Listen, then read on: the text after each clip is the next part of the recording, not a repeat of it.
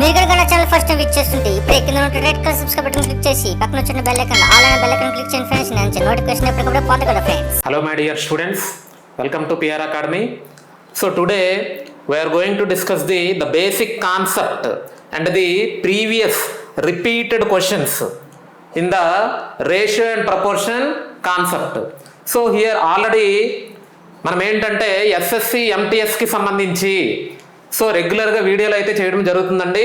So ఎంటీఎస్కి సంబంధించి ఈరోజు ratio ప్రపోర్షన్లో ఏ రకమైన రిపీటెడ్ క్వశ్చన్స్ అనేవి వస్తున్నాయి, అలాగే what are the concepts to be learn to prepare for the SSC MTS examination. So now for example, if you take ratio proportion concept, ratio proportion means బేసిక్గా మనకి ratio ప్రపోర్షన్లో what types of ratios are there, you will all have to learn that. అంటే మనకేంటంటే నిష్పత్తి అనుపాతము, అసలు నిష్పత్తి అంటే ఏంటి, అనుపాతము అంటే ఏంటి, డెఫినేషన్స్ బాగా నేర్చుకోవాలండి.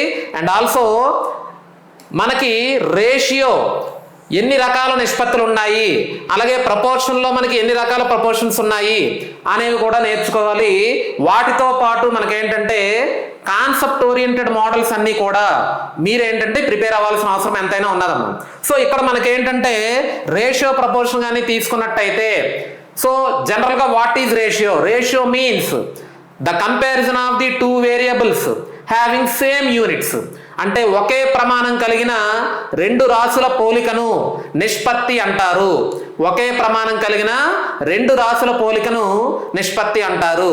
సో జనరల్గా ఏవైనా టూ టర్మ్స్ని కంపేర్ చేసినప్పుడు, అంటే ఏవైనా రెండు పదాలని మీరు కంపేర్ చేసినప్పుడు ఆ రెండు పదాల నిష్పత్తిని ఏ రకంగా సూచిస్తాము అని అంటే, ఇక్కడ ఏ కామా బీలు అనేవి రెండు పదాలు అనుకుంటే వాటి మధ్య నిష్పత్తిని ఏ:బి అని చదువుతాము. ఓకేనండి. సో వాటి యొక్క నిష్పత్తిని ఏ:బి అని చదువుతాము. అయితే జనరల్గా మనకేంటంటే ఈ ఏ:బిని సో ఈ రకంగా చదువుతామండి. A B, that is nothing but you are comparing the A and B. You are comparing the A and B. Comparison is nothing but the division. Comparison is nothing but the division. So A:B is nothing but the A by B.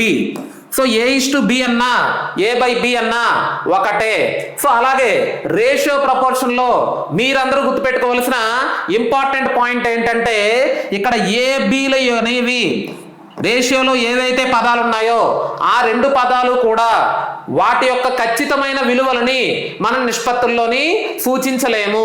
So ఖచ్చితమైన విలువలు వేరు, అలాగే ratio ప్రపోర్షన్లో ఉండే పదాలు వేరు. For example A:B = 2:3 అన్నాడు అని అంటే ఖచ్చితంగా 2:3. సో 2:3లో 2 3లు అనేవి వాటి యొక్క విలువలు కావండి. అంటే ఏకి బి యొక్క విలువలు 2,3 అవ్వవు. కాబట్టి ఏంటంటే రేషియోలో ఉండే పదాలు అనేవి ఖచ్చితమైన విలువలు కావు. ఆ పాయింట్ మాత్రం ఖచ్చితంగా మీ అభ్యర్థులందరూ కూడా గుర్తుపెట్టుకోవాల్సిన అవసరం ఎంతైనా ఉంటుంది. సో ఇక్కడ మరి ఎగ్జాక్ట్ వాల్యూస్ ఏమవుతాయి? A:B = 2:3 అన్నాడు అని అంటే ఏ యొక్క విలువ 2x మరియు బి యొక్క విలువ 3x అవుతుంది. సో ఇలాగే మనకి ఏ రేషియోకైనా సరే మీరు కంపేర్ చేసుకున్నప్పుడు రేషియోని ఎప్పుడు కూడా వాటికి ఎగ్జాక్ట్ వాల్యూస్ అనేవి ఈ రకంగా రాసుకోవాలి. ఓకేనమ్మా, this is very very important point. కాన్సెప్ట్లో మనకు భాగంగా ముందు ఈ పాయింట్ బాగా వస్తేనే ఈ రేషియో ప్రపోర్షన్ కాన్సెప్ట్ను ఉపయోగించి ఎటువంటి మోడల్ క్వశ్చన్ అయినా సరే ఈ కాన్సెప్ట్లో మనం ఈజీగా చేయవచ్చును. అలాగే మీకు A:B = 2:3 అన్నాడు అంటే దాని అర్థం ఏంటంటే A:Bలో మనకేంటంటే 2:3 అని అంటే మొదటి పదము 2 భాగాలు అని, రెండవ పదము 3 భాగాలు ఉన్నది అని చెప్పేసి మనం అనుకోవాలి. సో ఎప్పుడైతే అలా అనుకున్నారో వీటి యొక్క మొత్తం భాగాల విలువ ఎంత అంటే 2 + 3. వీటి యొక్క మొత్తం భాగాల విలువ 2 + 3 అంటే 5 భాగాలు ఉన్నట్టు. So the total parts of the given ratio is nothing but the 5 parts but not the exact value. Okay, so here 2:3 means 2 + 3, that will be nothing but the 5 parts. whenever they are asking you the individual value of the A, then you all need to find the value of the two parts. అంటే ఇక్కడ మనకి A/B = 2:3 అన్నప్పుడు అందులోని మొత్తం భాగాల విలువ ఇస్తాడు. మొత్తం భాగాల విలువ ఇచ్చి ఏ యొక్క భాగము అంటే ఏ వాటా ఎంత అని అడుగుతాడు, బి వాటా ఎంత అని అడుగుతాడు. సో ఇక్కడ మనకి ఏంటంటే ఏ వాటా 2 భాగాలు, బి వాటా 3 భాగాలు. సో మొత్తం భాగాల విలువ అంటే ఇక్కడ మొత్తం భాగాల విలువ ఇక్కడ A/B అనేది 2:3 అయింది అనుకోండి. ఇక్కడ మనకేంటంటే మొత్తం విలువ మనకేంటంటే ఒక 40 అయింది అనుకోండి. ఆటోమేటిక్గా 5 భాగాల విలువ 40 అయితే 2 భాగాల విలువ ఎంత, 3 భాగాల విలువ ఎంత, you need to calculate.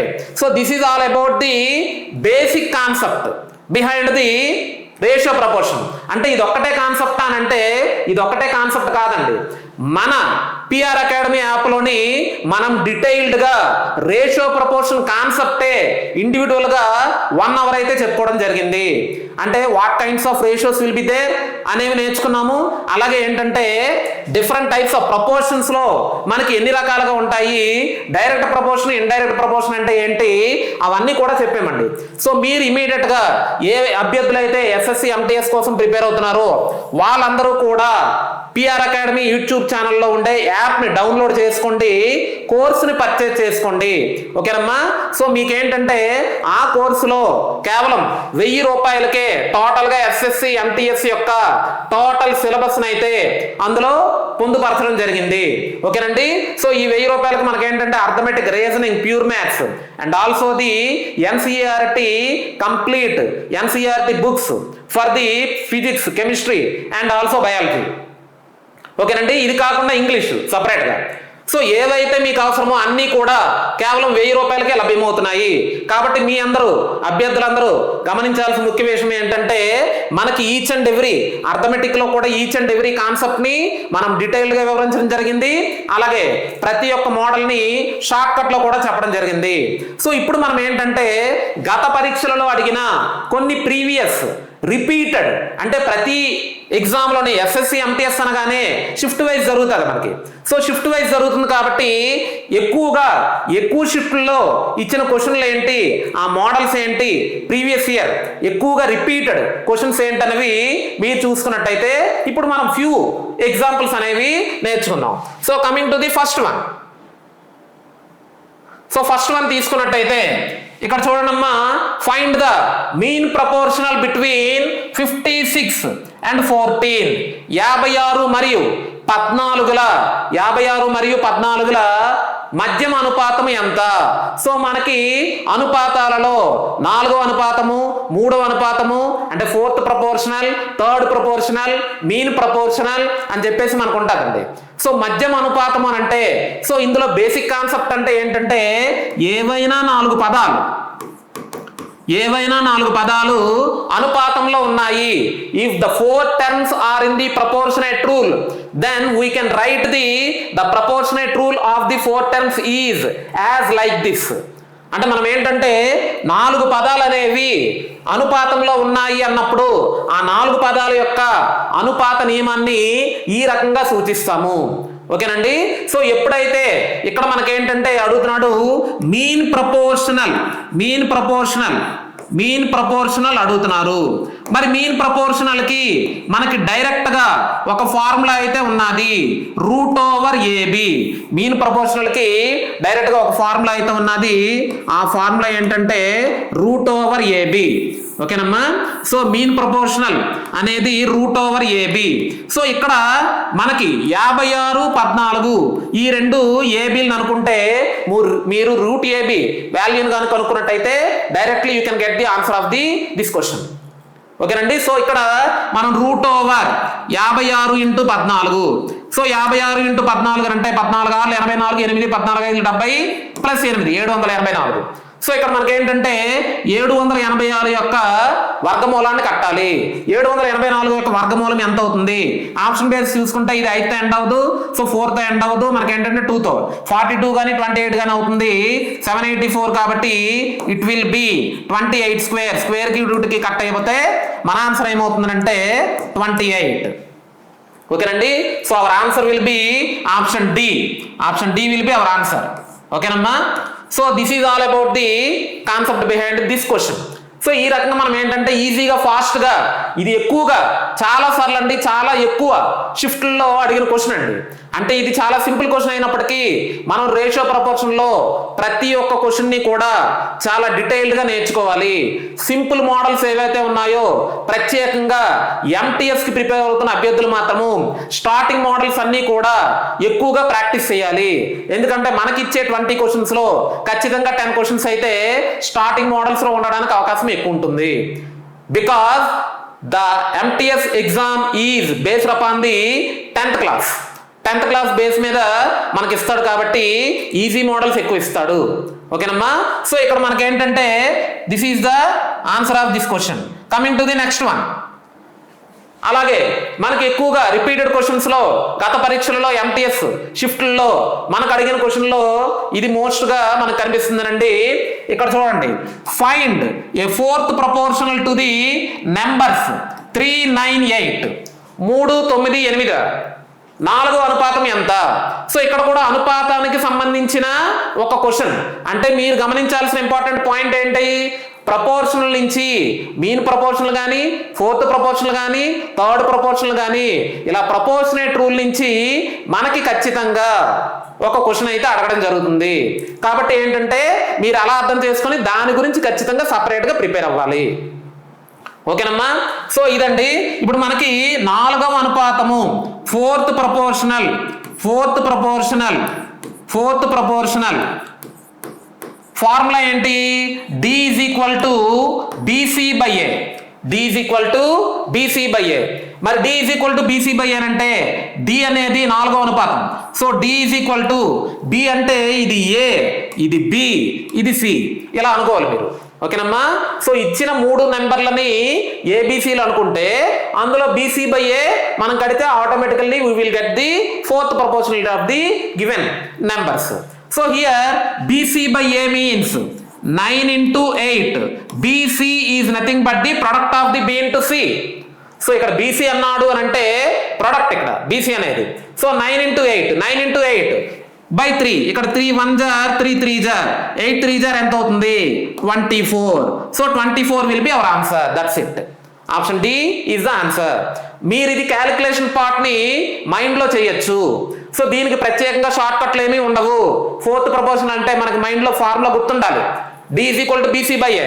So BC by A అంటే ఆటోమేటిక్గా మనకి ఏమవుతుందంటే 9 8 జార్ 72 by 3 3 24 72. సో ఈ రకంగా మీరు డైరెక్ట్ గా మీరు చేయొచ్చండి ఆన్సర్ని.